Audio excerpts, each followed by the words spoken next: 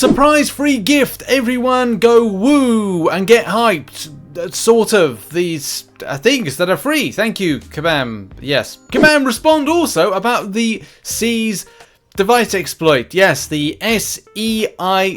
Seiz Exploit. We look at the game quality currently in game and where Kabam are going wrong at the moment with stuff. And Tech Vote is looking like a one robotic race in the Titan Pool Crystal vote on Twitter. I said vote twice. Yes, hello everybody, welcome to your Friday edition of the MCN. You really got those batteries in there, didn't you? I did. They're right in there. They go right there, mate. So tell me, nerd, what movies are we looking for continuity errors in tonight? None of your business. There's tons though. A lot of them in Marvel films, funny enough. And maybe in Deadpool 2. What's your favorite Marvel movie? Oh, that's weird. Mine is the one where they're all like, and they're like, and then they're all like, oh yay, we saved the world and made the shareholders a bunch of money. That's every bloody Marvel movie. Except for Guardians of the Galaxy 3, that was a good movie. So we kick things off with all about the tech vote. As a lot of you know, we're voting for champions to go into the Titan Pool Crystal Pool.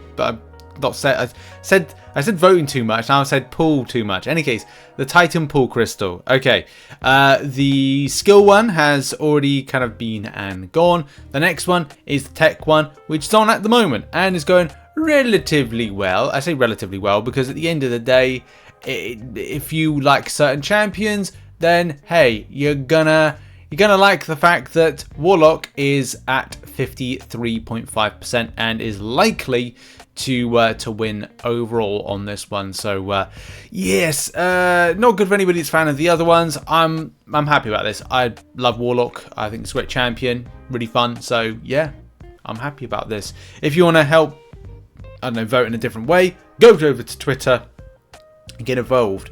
But I would say it's kind of weird because only like 7,190 people have been able to kind of like get involved with this. I don't know if it's better for these voting systems to be in game, or at the same time it may be a case of like, well, these may be the people that are able to access, so therefore care about the fact that they'll be able to access the Titan Pool Crystal when it's actually released, the Titan Crystal when it's released, that is. So yeah, maybe some people just don't care about it because they're like, well, I can vote for it, but it's going to take me years to be able to get a Titan Crystal, full stop. I don't know, thoughts on that in the comment section.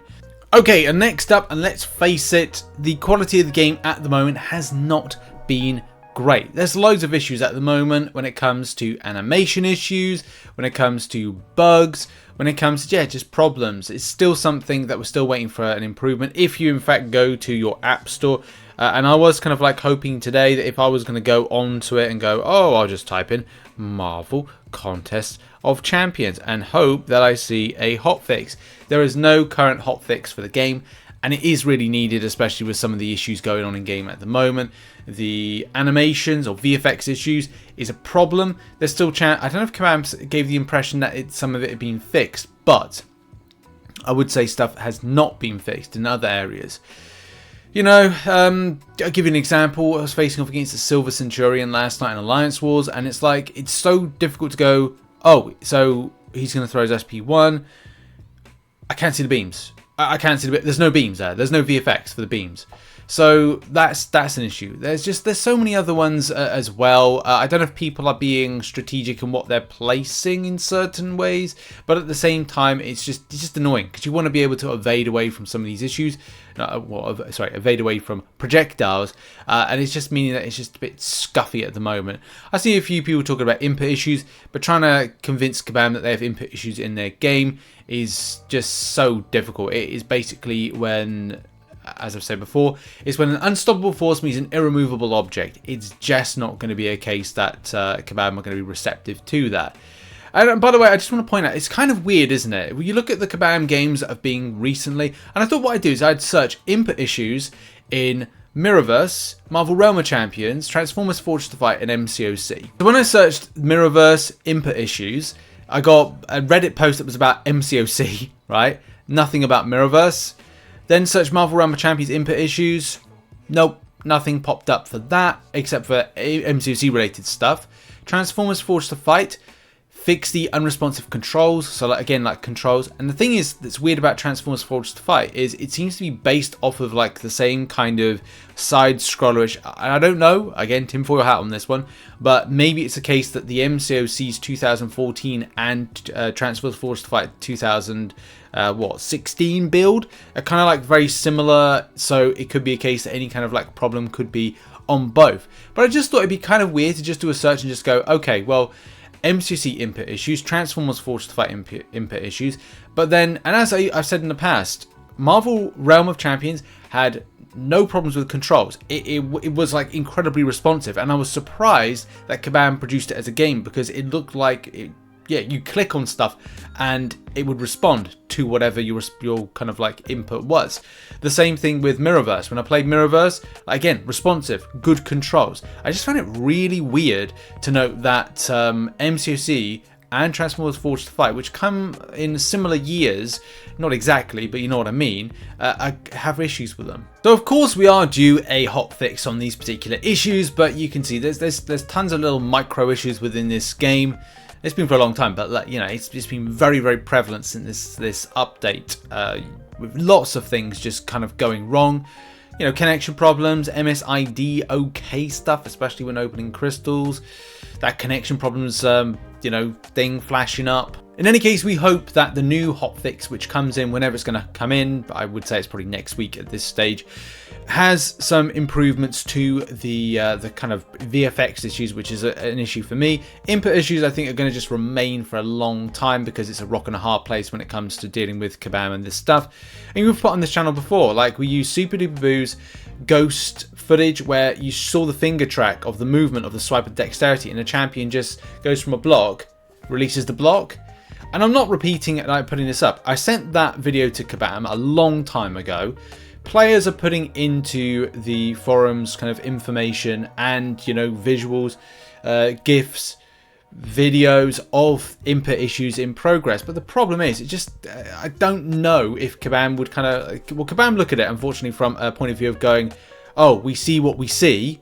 But the problem is you don't see everything. You see what's on the screen. You don't see the movement on the screen without the finger tracking on or the finger movement. And that's the, again, as I said like previously, you have to go and record our entire lives with playing this game to showcase when there's been an input issue. Well, honestly, I kind of like, it's laughable at times to kind of think how you have to I don't know, show your innocence when it comes to like playing the game to get something out of it. But in any case, thereby the grace of the game, we carry on, we swipe on endlessly into the future, into the beyond, into the forever. Next, we must move on to the S.E.I.Z device and this exploit. If you remember, we covered a video on this channel on Wednesday. My word, it just feels like we've got like a moment in this game, just feels like we've kind of passed through a month. And I haven't done with my side quest coverage content. That'll be done by the end of next week, and I can get on with kind of like just catching up with stuff in games that I was meant to do. But what is happening with this? What has Kabam got to say about this? So I've got 16, count Richard, I've got 15 of these devices. I've done 3 runs so far for video content and stuff. I did one kind of like I just went through for the very first time, and the other 2 entries were for just kind of the video that you're going to be seeing later on today. But Polly shouldn't be when it comes to all of those entries, because that's a wrong one. I'm not meant to have had that one. And I don't know if Kabam are indeed going to patch it. Something I would point out, and shout out to David, who quite rightly pointed out that just realised these are going to expire for those that don't know this, so you would need to claim them anyway. So shout out to David for mentioning that, and that's a very good point, because here's the thing. In the video, as you can see, like this is taken from the video, by the way, it says 6 days, 23 hours and 41 seconds. So basically you get 7 days to claim these particular devices. Now, I don't know if Kabam, and this is the problem with setup of it. So in game at the moment, it would be a case that on certain days they unlock, which is fine saying that, but at the same time, well, if you don't and aren't able to claim them, so you've done what I've done, so you've done 2,000, 1,750 of the points required. So you've unlocked them all, but you may not be able to claim them until later on in the month, which is a problem because they expire in 7 days. So I would recommend definitely claiming them from your stash because they could be lost forever. I'm not saying they would be or won't be. It's just weird that as soon as you've unlocked them, these particular ones here, that they are going to expire. So again, fair warning on that one when it comes to this situation. But yes, what has Kabam got to say about all of this? Well, I'm sure they're not too happy about it. They definitely don't seem too happy about it. So let's kind of like have a look on this. And Kabam Jax says, for clarification, as you can clearly discern, this was not intended. However, to make adjustments at this stage in the game would be very high risk. As pointed out in the thread, there's no real exploit, as no one is really getting access to anything they wouldn't otherwise be able to. They're simply getting it sooner. So apologies if I use the word exploit. It's not an exploit. It is a workaround. It's a reach around. Hey, it's nice to get a reach around once in a while. Don't stress about accessing your keys earlier than intended. I mean, that's good. It's a good way to kind of like answer that. And yeah, it's no harm, no foul at the end of the day. No one got harmed and no one was foul. Is what it is.